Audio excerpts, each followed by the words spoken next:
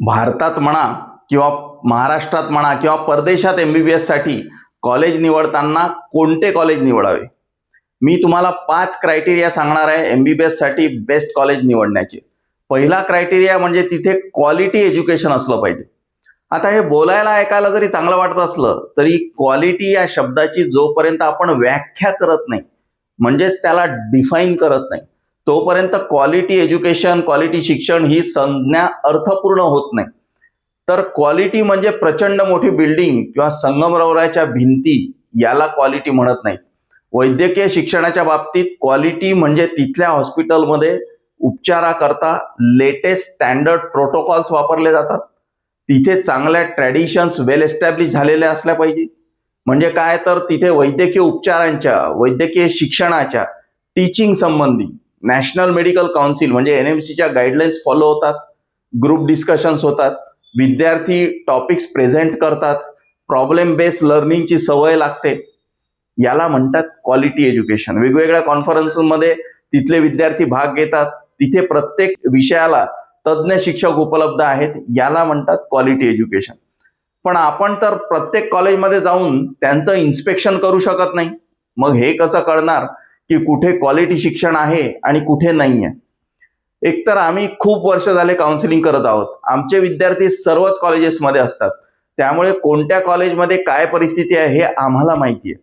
आम्ही तुम्हाला माहिती देऊ शकतो, परंतु काही सरोगेट मार्कर्स आहेत ज्यांच्या आधारे तुम्ही सुद्धा हे सहज ठरवू शकता की विशिष्ट कॉलेजेसमध्ये क्वालिटी शिक्षण आहे का नाही आहे.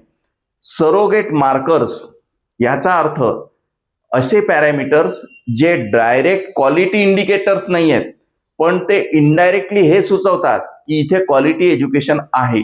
आणि हे इंडिकेटर्स डायरेक्ट इंडिकेटर्स पेक्षा इझिली ॲक्सेसेबल असतात. असे 2 इंडिकेटर्स आहेत. त्यातला पहिला म्हणजे ते वैद्यकीय महाविद्यालय जुनं असलं पाहिजे. तुम्ही म्हणाल जुन्या नव्याचा इथे काय संबंध आहे? उलट नवीन कॉलेजेसमध्ये बिल्डिंगा जास्त चांगल्या आहेत. तर विषय असा आहे की जुन्या कॉलेजेसमध्ये शिकवण्याची पद्धत वेल एस्टॅब्लिश झालेली असते. मेडिकल फील्डमध्ये ट्रॅडिशन्सला खूप महत्व आहे. या ट्रॅडिशन्स, प्रोटोकॉल्स, पेशंट्स बरोबर डील करण्याच्या पद्धती, हे सर्व कॉलेज जितके जुने तेवढे ते सेटल झालेलं असतं. म्हणून या सर्व पॅरामीटर्स करता जुनं असणं हा पहिला सरोगेट मार्कर आहे. याकरता दुसरा जो सरोगेट मार्कर आहे तो आपल्या 5 फॅक्टर्सच्या लिस्ट मधला 5वा फॅक्टर आहे. 5वा याकरता कारण तो आणखीन काही फॅक्टर्स करता सरोगेट मार्कर आहे. त्यामुळे आपण आधी इतर फॅक्टर्स बघूया. दुसरी जी महत्वाची गोष्ट आहे कॉलेज निवडताना ती म्हणजे त्यांच्या हॉस्पिटलमध्ये क्लिनिकल एक्सपोजर किती आहे. म्हणजे साध्या भाषेत सांगायचं झालं तर त्या कॉलेजच्या हॉस्पिटलमध्ये शिकत असताना तुम्हाला किती संख्येने आणि किती विविध आजारांचे पेशंट्स बघायला, हाताळायला मिळणार आहेत. त्यामुळे हा पॅरामीटर फक्त क्वांटिटेटिव्ह नसून क्वालिटेटिव्ह सुद्धा आहे. बऱ्याच विद्यार्थ्यांना हा पॅरामीटर कसा इव्हॅल्युएट करायचा ते लक्षात येत नाही.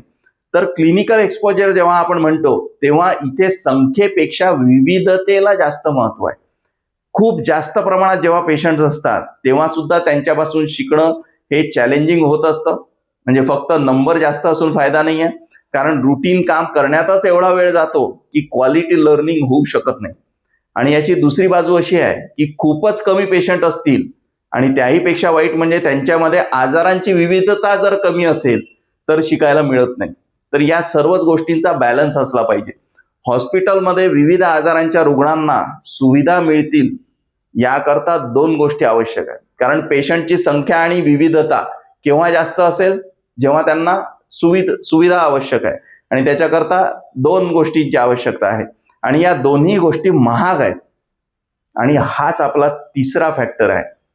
पहिली गोष्ट म्हणजे हॉस्पिटलमध्ये आजारांची विविधता तेव्हा असते जेव्हा तिथे विविध आजारांचा उपचार करण्याची क्षमता असते.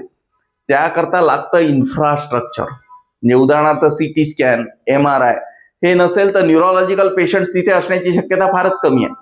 पेट स्कॅन, रेडिओथेरपी युनिट हे जर नसेल तर तिथे कॅन्सरचे पेशंट जाणारच नाही. वेगवेगळ्या आजारांचे उपचार करायला जी दुसरी गोष्ट लागते ती म्हणजे तज्ज्ञ मनुष्यबळ. म्हणजे काय, तर न्यूरोलॉजिस्ट, कार्डिओलॉजिस्ट, नेफ्रोलॉजिस्ट, ऑन्कोसर्जन आणि वेगवेगळे स्पेशालिस्ट हे जर असतील तरच त्या हॉस्पिटलमध्ये वेगवेगळ्या रुग्णांचे उपचार होऊ शकतात.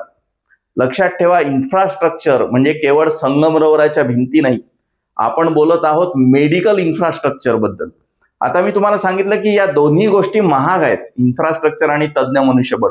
पैसे खूप लागतात, म्हणून क्लिनिकल एक्सपोजर खऱ्या अर्थाने खूप कमी मेडिकल कॉलेजेसमध्ये योग्य प्रमाणात उपलब्ध आहे. या लिस्ट मधला 5वा मुद्दा हा जवळपास यावरच्या 4ही मुद्द्यांचा सारांश व्यक्त करतो. पण त्याआधी वळूया या 4थ्या मुद्द्याकडे. एमबीबीएस साठी ते कॉलेज निवडा जिथे पोस्ट ग्रॅज्युएशनच्या सीट्स आहेत, म्हणजे एमडी किंवा एमएसच्या सीट्स आहेत. वेगवेगळ्या स्पेशालिटीजच्या सर्जरी, मेडिसिन, गायनेकॉलॉजी, डर्मॅटॉलॉजी, सायकॅट्री यासारख्या स्पेशालिटीज. तुम्ही म्हणाल आम्हाला तर एमबीबीएस करायचंय, पीजीचा काय संबंध? तर तिथे पोस्ट ग्रॅज्युएशनच्या सीट्स असतात. तिथे पीजी करता टीचर्स स्पेशालिस्ट वेगवेगळे असतात. तिथे त्या लेव्हलचं टीचिंग होतं, त्या लेव्हलचे पेशंट्स उपलब्ध असतात. पीजी रेसिडेंट्स बरोबर इंटरॅक्शन होऊन एमबीबीएस विद्यार्थ्यांना आणखीन शिकायला मिळतं. त्यामुळे पीजी असायला पाहिजे. कोणतं एमबीबीएस कॉलेज निवडावं याकरता जो 5वा पॅरामीटर आहे तो यावरच्या सर्व मुद्द्यांचं प्रतिनिधित्व करतो.